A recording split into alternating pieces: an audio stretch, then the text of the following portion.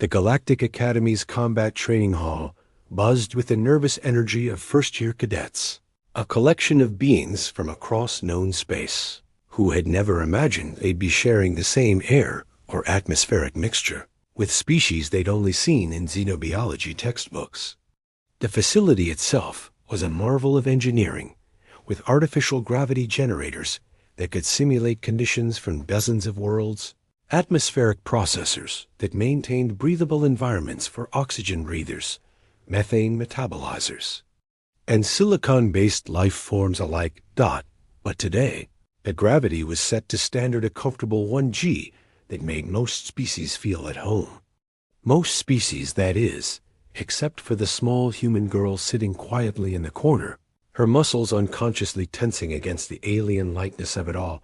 Kira Santos had been on the Academy station for 3 weeks now, and she still felt like she was floating. Hadley's world, her home, maintained a crushing 3.2 G gravitational pull that had shaped every aspect of life on the planet. Buildings were built low and wide, vehicles moved slowly and deliberately, and every living thing that survived there had evolved or adapted to function under pressure that would flatten most galactic species. Today we examine combat reflexes, Professor Clickstar announced, his voice carrying the authority of someone who had never been challenged. The Zelkorian instructor stood nearly 3 meters tall on 4 jointed legs, his exoskeleton gleaming blue-black under the training hall's harsh lights. Razor-edged appendages emerged from his torso like organic weapons, and his compound eyes swept the assembled students with predatory calculation. Kira had learned to read the micro-expressions of dozens of species during her time at the Academy, a skill that had kept her alive on a world where understanding predator behavior was the difference between seeing another sunrise and becoming something's dinner. In Clickstar's posture, she recognized something familiar and dangerous, the lazy confidence of an apex predator that had never encountered anything capable of fighting back. The galaxy is filled with species that believe their homeworld prepared them for anything, Clickstar continued, beginning to pace in that particular way that reminded Kira of the stalking behavior of Hadley's razor wolves. Today, we discover how many of you are prey disguised as predators. Around the hall, students from the water worlds of Aquatica Prime exchanged nervous glances with the crystal-based beings from Zarian. A young Centaurian horse-like and proud stamped nervously, while a cluster of insectoid Vesparians buzzed. In their own language, they were all impressive specimens from their respective worlds, selected for their physical and mental capabilities. But Kira knew something they didn't. Impressive on one world could be catastrophically inadequate on another. You, human, Clickstar's attention fixed on her with the sudden intensity of a missile lock. Step forward. Let's see what this legendary Deathworld has produced. Kira rose smoothly, her movements containing none of the floaty uncertainty that plagued most heavy world dwellers in light gravity. Instead, she'd learned to use the reduced weight to her advantage, channeling the explosive strength her body had developed under triple gravity into precise, controlled motion. To the other students, she simply looked small and unremarkable, a perception she'd learned to cultivate. Your name, human, Clickstar demanded, though his tone suggested he considered it irrelevant. Kira Santos, sir, Hadley's world. A ripple of recognition passed through some of the more educated students. Hadley's world was listed in the Academy's xenogeography databases as a Class 9 hostile environment, a designation reserved for planets that actively tried to kill everything living on them. Hadley's world, Clickstar mused, his appendages clicking against each other in what Kira had learned was a Zelkorian expression of amusement.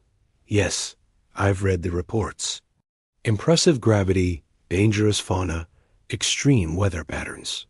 And yet, here you stand, looking like you'd blow away in a strong wind. The other students chuckled a universal sound across species, though it emerged as various clicks, buzzes, and harmonic tones depending on the speaker's anatomy. Kira said nothing, simply meeting Clickstar's compound gaze with a steady patience. Her father had taught her during long hunts in Hadley's deadly forests. On her world, showing fear or aggression prematurely was often fatal. Predators could sense both, and either could trigger an attack you weren't prepared for. Combat reflexes, Clickstar announced to the class, are not about strength or speed alone. They're about the willingness to inflict harm when necessary, the ability to recognize threat and respond appropriately. He moved closer to Kira, his height casting her in shadow. Many species confuse civilization with weakness, kindness with vulnerability. Without warning, Professor Clickstar's appendage cracked across Kira's face with casual violence. Asterisk, the sound echoed through the training hall like a gunshot, sharp, unexpected, and followed by the kind of stunned silence that occurs when everyone present realizes they've just witnessed something that will change everything. Kira's head snapped to the side from the impact, the biological mechanics of the blow sending pain radiating across her cheek and jaw. But unlike the gasps and shocked exclamations from her fellow students, her response was utterly controlled. She touched the spreading bruise with fingertips that showed no tremor, her breathing remaining steady and deep. On Hadley's world, pain was information. It told you whether you were injured or just hurt, whether you could continue fighting or needed to retreat, whether the thing that had harmed you was still a threat or had moved on to easier prey. The blow had been intended to humiliate rather than truly damage, a predator's casual swipe to establish dominance. Pathetic, Clickstar hissed, clearly expecting her to cower or cry or show some other sign of defeat. Your species is supposedly from a Deathworld, yet you move like prey. Perhaps the reports of human resilience were greatly exaggerated. Around the hall, the other cadets watched with the uncomfortable fascination of prey animals, witnessing a predator's feeding behavior. Some of the more sheltered species, those from garden worlds or peaceful trading stations, had never seen actual violence before. The aquaticans' skin patches were shifting through colors that indicated distress, while the Zirionians' crystalline bodies dimmed with anxiety. But a few students, the ones from worlds that had taught them something about survival, were watching. Kira rather than the professor. They recognized something in her stillness that Clickstar's casual cruelty had missed entirely. Sir, Kira said quietly, her voice carrying none of the submission the professor expected. There was something in her tone that reminded several students of the way their own worlds. Apex predators sounded just before they struck utterly calm, utterly focused. On my world, when something hits you without warning, there's usually a reason. Clickstar's compound eyes glittered with what he mistook for amusement. This was the part he enjoyed most, breaking down the psychological defenses of students who thought they were tougher than they actually were. He'd been using these methods for decades, and no student had ever done anything but submit to his authority. Oh? And what reason is that, little human? The question hung in the air like a challenge, and Kira felt something shift inside her. The same internal adjustment that occurred when Hadley's weather patterns changed from merely dangerous to actively lethal. Her father had called it switching gears. The moment when you stopped being a person navigating a difficult situation and became a survivor, facing a life or death threat. It's either scared, Kira said, her muscles coiling with deceptive stillness, or it's about to be food. Later, the Academy's security recordings would be analyzed frame by xenobiology students studying the combat capabilities of Deathworld species. The footage would become legendary, not just for what it showed, but for how it redefined the galactic understanding of what human normal actually meant. What happened next lasted exactly 2.3 seconds, the time it took for a human raised in 3G to move with reflexes that had been forged by a world where hesitation meant death. Kira's response began with a shift in her center of gravity. that was almost too subtle to perceive. Her weight moved from the balls of her feet to her toes. Her knees bent slightly, and her spine compressed like a spring under tension. To observers from heavy gravity worlds, the motion was familiar, the preparatory stance of something that had evolved to explode into action. Clickstar, despite his decades of combat experience, had no frame of reference for what he was seeing.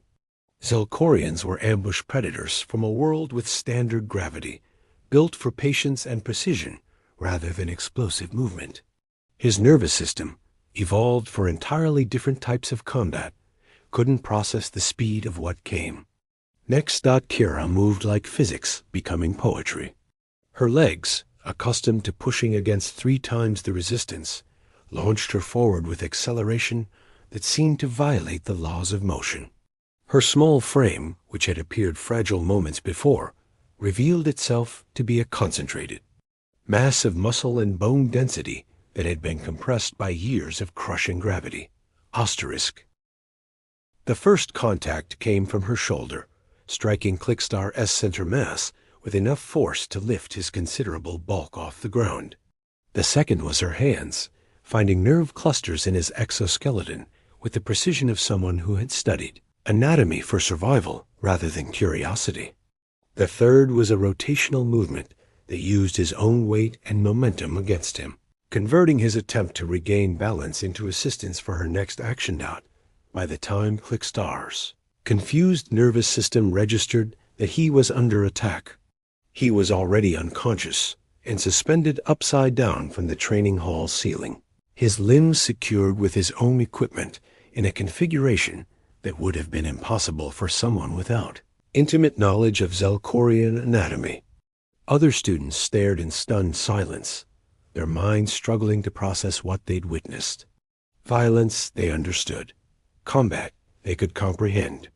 But this had been something else, entirely a demonstration of capability, so far beyond their expectations that several species began unconsciously backing away from the small human girl. Calmly retrieved her training gear, her movements returning to the controlled precision she'd shown earlier. "On Hadley's world," she said conversationally, as if she'd just completed a routine exercise rather than neutralizing a being 3 times her size, "we have a saying, don't mistake kindness for weakness, and don't mistake mercy for inability." She looked around the hall, meeting the eyes of each student with the same steady gaze she'd shown Clickstar. "I've been showing you kindness, Professor. Please don't make me show you the alternative." Asterisk. The news spread through the Galactic Academy like wildfire through Hadley's dry forests fast, consuming and impossible to contain. Within an hour of the incident, every student, instructor, and administrator on the station had heard some version of the story. By the second hour, the details had grown increasingly dramatic with each retelling, though the security footage proved that reality had been remarkable enough without embellishment. Vice Admiral Thorne, the Academy's human administrator, sat in her office reviewing the recordings for the 5th time. She'd been expecting something like this ever since the first Hadley's World candidates had arrived. The planet's reputation in xenobiological circles was well established, but most of the galaxy's academic community had treated the survival statistics as exaggerations or clerical errors. After all, how dangerous could one world really be? "Computer, replay segment 74 Alpha," she commanded, watching as Kira's devastating response played out in slow motion. "Analyze human subjects' biometric data during the encounter." "Biometric analysis complete," the station's AI responded in its synthesized voice. Human subject Kira Sanctus displayed no significant elevation in stress hormones, heart rate, or neural activity consistent with fear or rage responses. Muscle tension and coordination patterns suggest trained combat reflexes rather than instinctive survival reactions. Thorne leaned back in her chair, a mixture of pride and concern warring in her expression. She'd grown up on Luna with him. Gravity was lighter than galactic standard, and the most dangerous wildlife were the OCCASION, our maintenance drones that malfunctioned. The idea that humans could be genuinely dangerous had always seemed like propaganda from the colonial defense forces. Meanwhile, in the Academy's medical bay, Professor Clickstar was conscious but immobilized, his exoskeleton bearing stress fractures. That would require weeks of specialized treatment. Dr. Helix, the station's chief medical officer, tentacled being from the ocean world of Cephalos, was running detailed scans while trying to understand how such devastating injuries had been inflicted without any permanent damage. The human displayed remarkable precision, Dr. Helix observed, her tentacles manipulating medical instruments with fluid grace. Every impact was calculated to incapacitate without causing irreversible harm. This suggests extensive training in non-lethal combat techniques. Clickstar's compound eyes focused with difficulty. Impossible, he rasped through his species' complex vocal apparatus. She's barely more than a juvenile. No juvenile possesses such capabilities.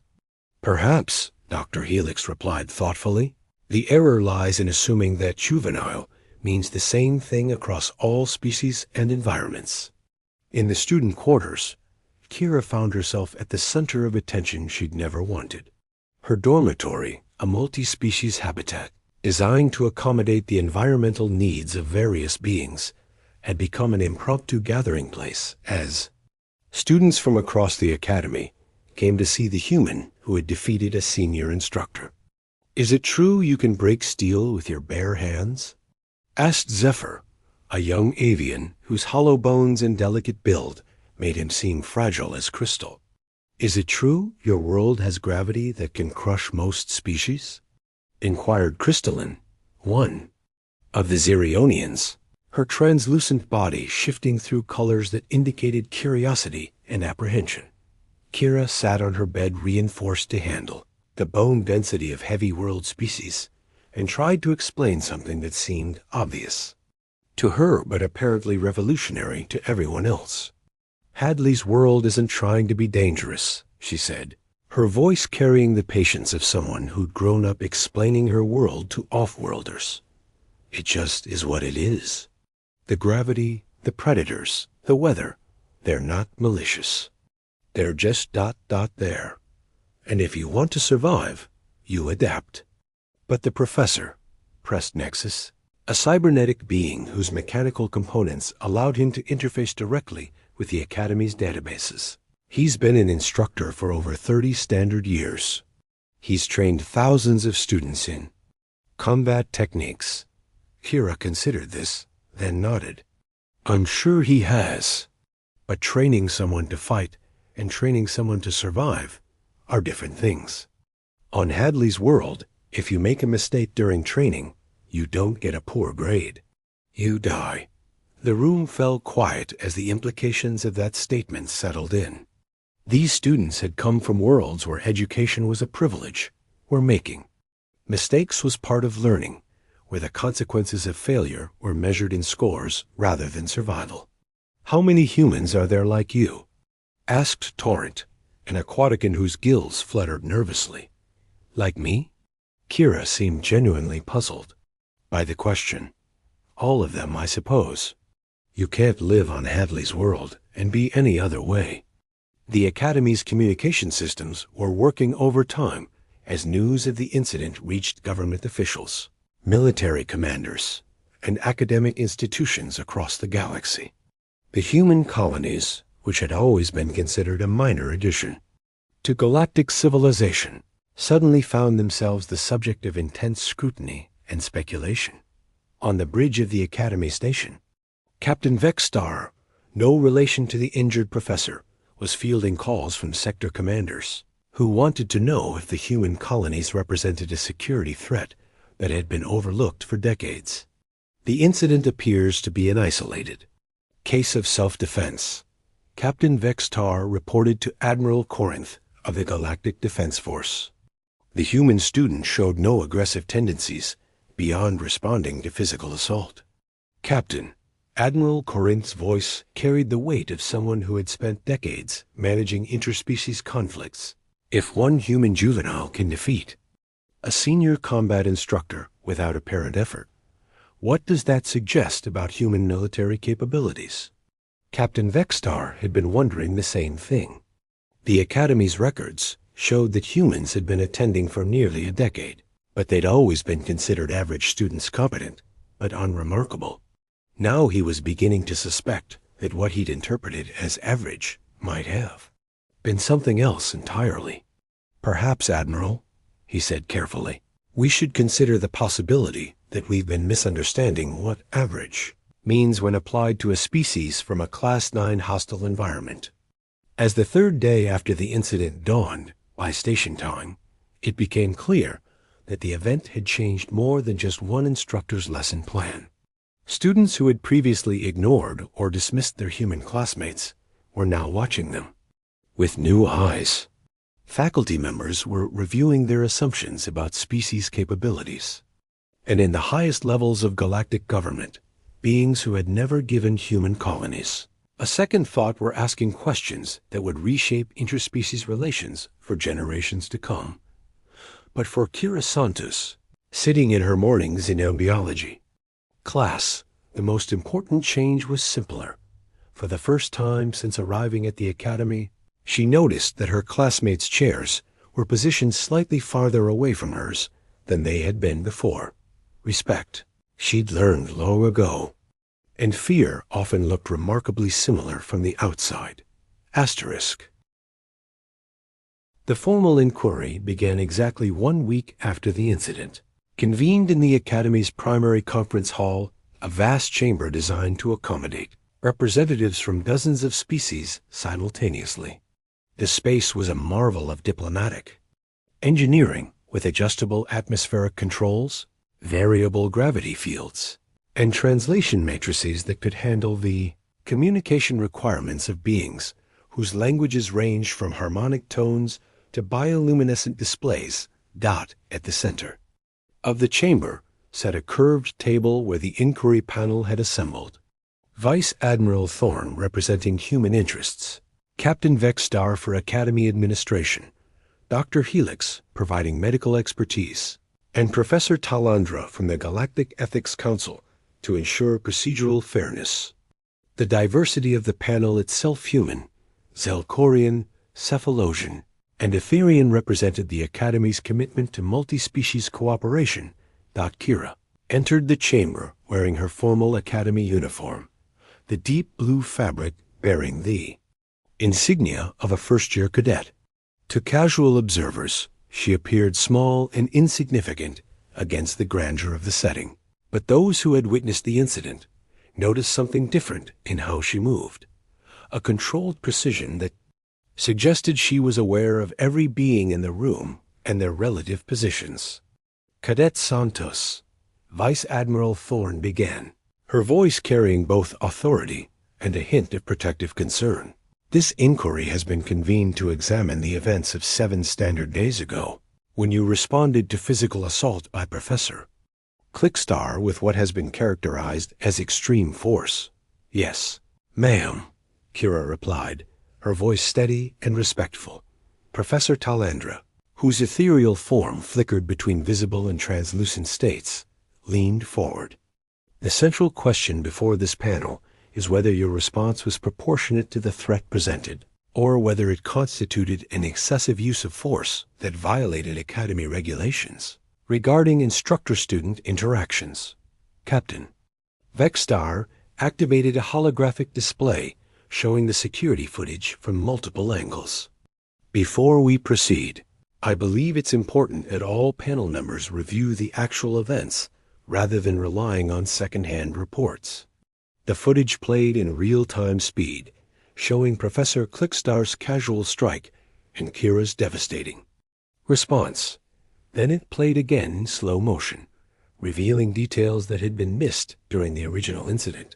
The precision of her movements, the calculated nature of her attack, the way she'd neutralized threats while minimizing permanent damage. Cadet Santos, Dr. Helix spoke, her tentacles moving in patterns that indicated clinical fascination. Our analysis suggests that your response was not an instinctive reaction, but rather the execution of trained combat techniques. Can you explain the nature of your training? Kira considered the question carefully. How could she explain that on Hadley's world, what they called training was simply called childhood? Doctor, on my world, learning to defend yourself isn't separate from learning anything else. It's integrated into education, work, daily life, everything. From the time we can walk, we're taught to recognize threats, assess situations, and respond appropriately. And what constitutes appropriate response on Hadley's world? Professor Talandra inquired. The minimum force necessary to neutralize the threat, Kira replied without hesitation. Using more force than required wastes energy and attracts other predators. Using less force than required gets you killed. Vice Admiral Thorne nodded slowly. Cadet, are you saying that your response to Professor Clickstar was calculated rather than emotional? Yes, ma'am. He presented a clear threat physical assault, followed by verbal indication that further violence was likely. Standard protocols required neutralization with minimal collateral damage. The panel members exchanged glances, their various forms of nonverbal communication, creating a complex interplay of diplomatic signals. Captain Vextar spoke first. Standard protocols, Cadet? These are protocols you learned as a child? Yes, sir. Along with weather reading, predator identification, resource management, basic medicine, and other survival skills. Other survival skills, Dr. Helix repeated thoughtfully. Cadet Santos, what percentage of children on Hadley's world survive? To adulthood? The question hung in the air, like a weapon waiting to be fired. Kira's expression didn't change, but something in her eyes shifted, a flicker of grief that she'd learned to carry quietly. Approximately 60%, Doctor. Natural selection is efficient. The silence that followed was profound. In the galactic community, child mortality rates above single digits were considered catastrophic. Most civilized worlds boasted survival rates above 95%. Professor Talandra's form solidified slightly, a sign of intense focus among her species. You're saying that 40% of children on your world die before reaching maturity? Yes, ma'am. Usually from predation, environmental exposure, or failure to master essential survival skills. Vice Admiral Thorne felt her understanding of human colonies shifting fundamentally. She'd read the reports about harsh worlds and dangerous conditions, but the academic language had sanitized the reality. This wasn't about difficult living conditions. This was about entire generations being forged by constant, lethal selection pressure. Cadet Santos, she said carefully, given this background, do you believe your response to Professor Clickstar was excessive? Kira's answer came without hesitation. No, ma'am. If anything, it was restrained. On Hadley's world, an unprovoked attack like that would typically result in the death of the aggressor. I modified my response for the Academy environment. Captain Vextar's exoskeleton clicked softly, a sign of deep thought among Zelkorians. Modified how? I ensured that Professor Clickstar would survive the encounter and could be treated for his injuries. On my world, that level of restraint would be considered ... unusual. The inquiry continued for another hour, but the fundamental questions had been answered. Kira Santos hadn't committed an act of excessive violence. She demonstrated remarkable restraint while defending herself according to protocols that had been literally programmed into her by a world that killed anything not capable of perfect execution. As the panel prepared to render their decision, Dr. Helix asked one final question. Cadet Santos, how many other students from Hadley's world are currently enrolled in academy programs? 17, Doctor. We're part of the first exchange program between the academy and the outer colonies. The panel members looked at each other with new understanding. If Kira Santos was representative of human capabilities from extreme environments, then the academy and the galaxy was about to discover that they'd been fundamentally wrong about humanity's place in the cosmic order. The formal decision was announced. Within hours, Cadet Santos was cleared of all charges. Professor Clickstar was censured for inappropriate conduct, and new protocols were implemented for instructor-student interactions involving species from Class 9, hostile environments. But the real consequence was quieter and more profound. Across the galaxy, military strategists and diplomatic corps began reassessing their assumptions about the human colonies and what it meant that an entire species had been quietly evolving in environments that most of the galaxy considered uninhabitable. Asterisk. 3 months after the incident, the Galactic Academy had transformed in ways both subtle and profound. The changes weren't immediately visible to casual observers. The same species attended the same classes. The same instructors taught the same subjects, and the same daily routines governed station life. But underneath the familiar surface, fundamental assumptions about capability, threat assessment, and species interaction had shifted permanently. Kira Santos walked through the Academy's main corridor, her movements still containing that controlled precision that had become her trademark. But now, instead of being invisible among the diverse student body, she found herself at the center of a new social dynamic. Students from across the galaxy sought her out, not just for curiosity, but for genuine education about survival, threat assessment, and the kind of practical knowledge that their homeworlds had never required them to develop. Kira called Zephyr, the young avian, whose hollow bones made him appear fragile as crystal. Over the past months, he'd become one of her closest friends, drawn initially by fascination, but staying for genuine friendship. The environmental simulation class is starting their Hadley's World scenario today. Professor Indar requested your assistance with the briefing. Kiara nodded, adjusting her schedule mentally. The Academy had implemented several new programs since the incident, including extreme environment preparedness, courses that drew on the expertise of students from hostile worlds. She'd found herself serving as both student and instructor, a role that would have been impossible in the Academy's previous structure. The Environmental Simulation Chamber was one of the Academy's most impressive facilities, capable of recreating the conditions of hundreds of different worlds with startling accuracy. Today, it had been configured to approximate Hadley's World 3, 2G gravity, hostile fauna behavior patterns, and weather systems that could kill the unprepared in minutes. Students, Professor Indar announced to the assembled class, his crystalline body refracting the chamber's lighting into rainbow patterns. Today's scenario will test your ability to adapt to an environment where survival requires constant vigilance and perfect execution. Cadet Santos will provide context for the conditions you'll be experiencing.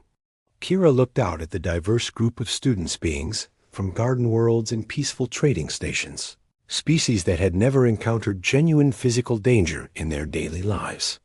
3 months ago, she would have seen them as hopelessly naive.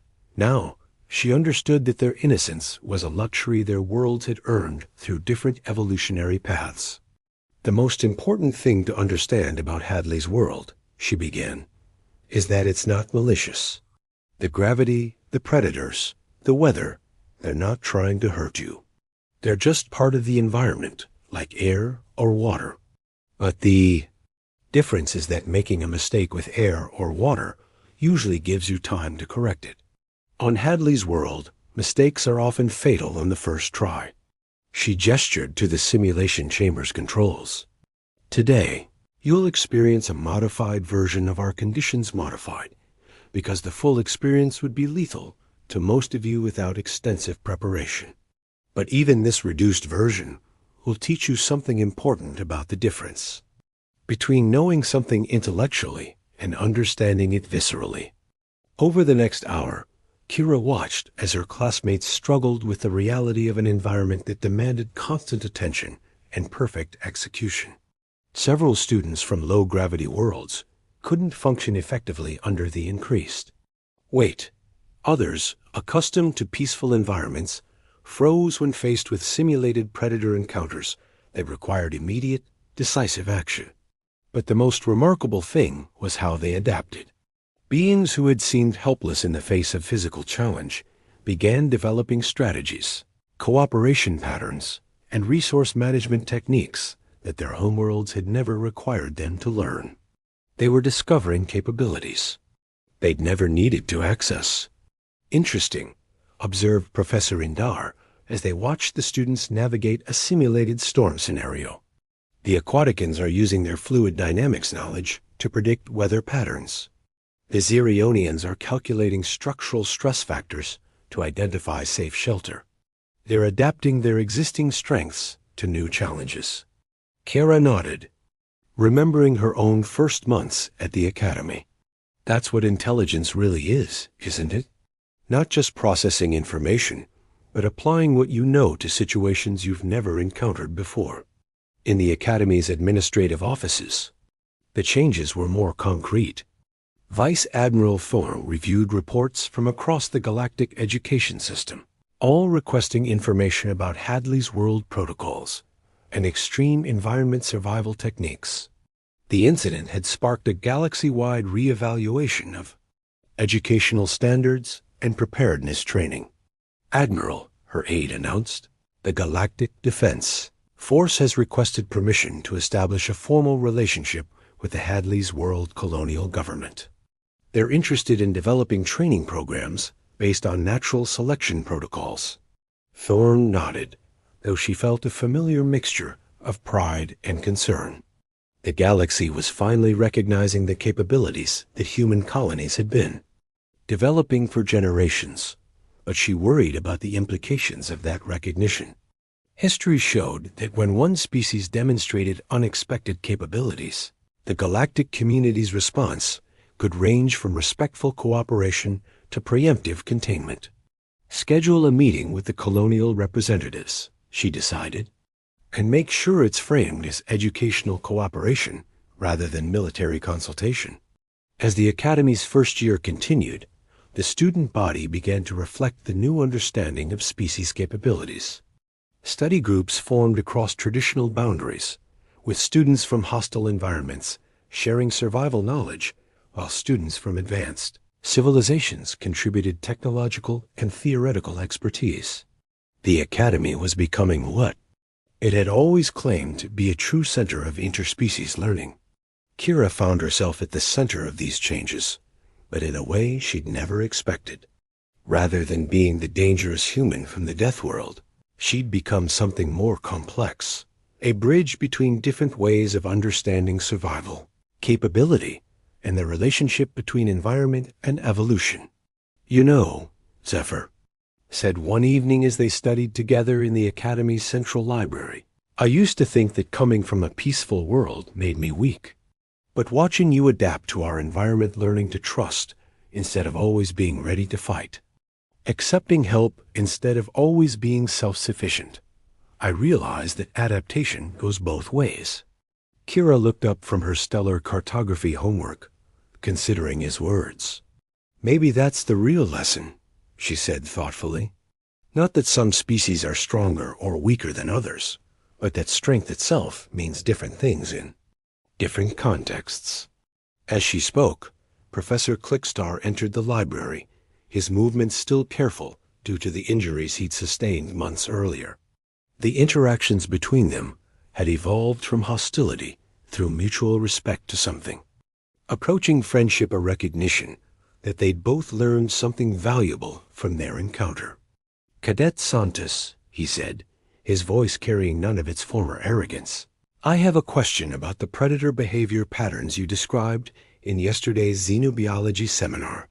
And as Kira began to explain the hunting strategies of Hadley's razor wolves to a professor who had once dismissed her as weak, she realized that the most profound change hadn't been in how others saw her species, but in how the entire galaxy was beginning to understand that survival, intelligence, and strength were far more complex and varied than anyone had previously imagined.